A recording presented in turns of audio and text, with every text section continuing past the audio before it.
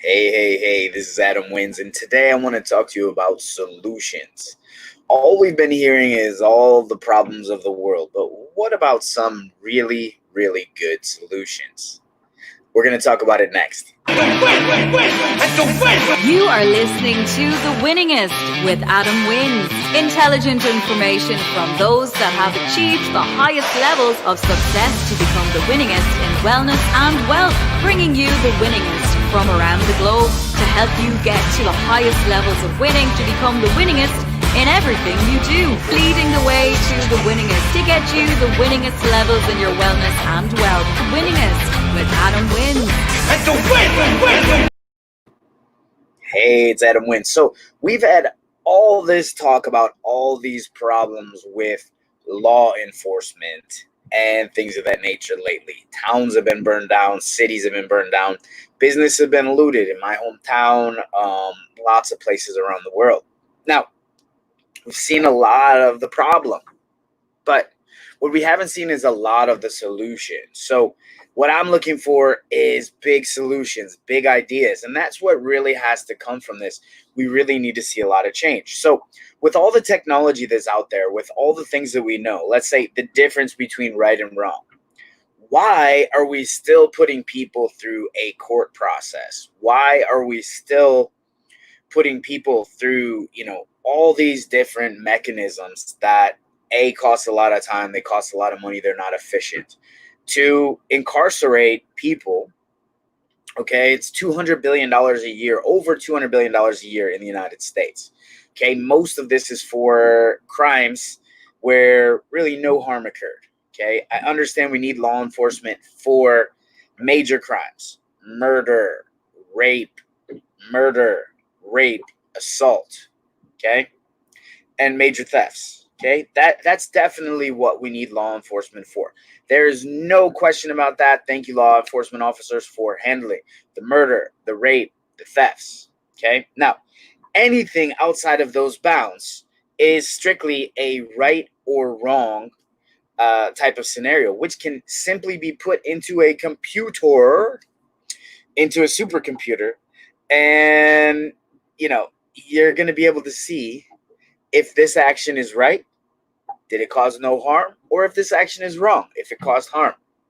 You can put it right into the equation, come out with a very simple, let's say, verdict that the computer, which is much smarter than 13 peers or one judge or anything else like that. So we can eliminate a ton of lawyers, a ton of judges. They're actually ineffective. They're unnecessary in most cases.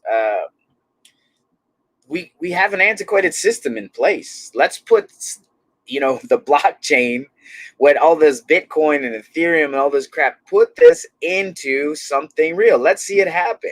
Let's start running our communities and our cities on technology. I mean, California, with all of the innovation that you have there, with all of the quote unquote, this is a utopian type of place and all the liberalness, you're the place that needs to start all this. Start enforcing your code, start enforcing your restrictions, start enforcing your laws based on the difference between right and wrong. Okay, you'll save on the judges, you'll save on the police, and get to really what's important: keeping people safe. No murder, no rape, no violent crimes, and no theft. And then we're in a pretty simple situation. Okay, so I hear a ton about these problems. That's one solution. Okay, you might not agree with it, and that's okay. Doesn't make it wrong or right.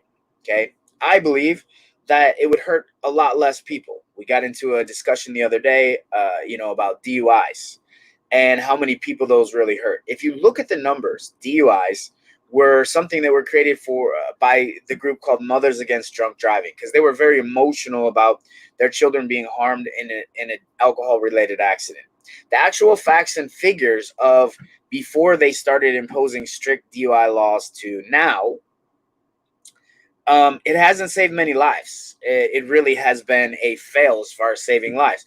And then if you look at the opposite side, the flip side of that coin, of how many lives and families have been impacted when somebody was on their drive home from a birthday party and had a cocktail, and they got their credit ruined, they had huge fines, they may have a police record now because they were arrested, and all these types of things. It's really impactful in a negative way on the family, much more so than the amount of deaths. When you take the amount of DUIs, which is in the millions every year, the amount of deaths, which is in the tens of thousands every year, it's not really a huge number in the number scale of things. I'm saying it's right. Driving drunk is definitely wrong. You shouldn't be doing it. Okay, you shouldn't be doing it. It's something that's very stupid. Okay, it's very stupid. But whether it should be illegal on the scale of what is right and what is wrong, it's a choice. That's a dumb choice, but it's not really harmful until something actually happens. And we have all of this money being spent, all of this time being spent on creating future crimes that never happened in the first place, future wrongs that never happened right now. And, we could use the computer for a lot of this stuff, but I'm looking for more solutions. So if you've got solutions, put them down in the comments below. We need more solutions on, let's say, how to better run our government. We're in this critical time right now when government is a mess, right? I mean, the rallies are a mess with Trump. You got Biden, who has got dementia. The guy is, losing his brain. I don't think the government is serving any of us. They forbid us to work for 3 to 4 months and didn't give any kind of help with mortgages, utilities, phone bills, these kind of things. Like, how could you do so little? Okay, how could you have a government that does so little yet takes so much and expects so much from us as people? Simply a computer would be much better to determine a lot of these right or wrong scenarios, what should be done. I mean, if you stop people from working, is that going to harm them? Yes. Is that wrong? Yes. Okay. And if it is wrong, you have to bridge it on the other side by doing the right thing. And that would have been in the very beginning of this to, cease people's mortgage payments, to cease people's utility payments, and really use a lot of technology to find the real source of the solution. And that's what we need right now. So if you're a technologist, if you've got some ideas, if you've got some plans, if you like Bitcoin, if you like Ethereum, if you like these types of things, that is the future. That is, I don't know. I don't see it coming fast enough. I see all of this strife. I see all of this tribulation in our society, but I don't see the actual solution coming fast enough. So if you have a solution, put it down in the comments. If you don't want to give it away, don't give it away. But, work on solving this problem, because it's a huge problem. And I think it's time. I mean, we've all suffered enough. It's time that a solutions-based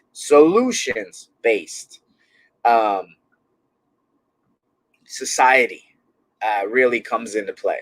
Not a, let's say, punishment-based, or a, let's say, everything. We need things based on solutions, not on keeping databases of people in a bad way to, affect their credit. Everything is teetering on, did I do the right thing? Did I not do the right thing? But it's not clear in what the right thing is, because they're not using the simple, right versus wrong. Okay. And that can all be done by a computer. So what's going on? What are we waiting for? I'm Adam Wins. This is The Winningest, coming up with some solutions to fix some of the little problems, right? These huge problems that we're facing right now as a society. So think about it. Comment below. I appreciate you listening. Keep watching. Keep staying the winningest.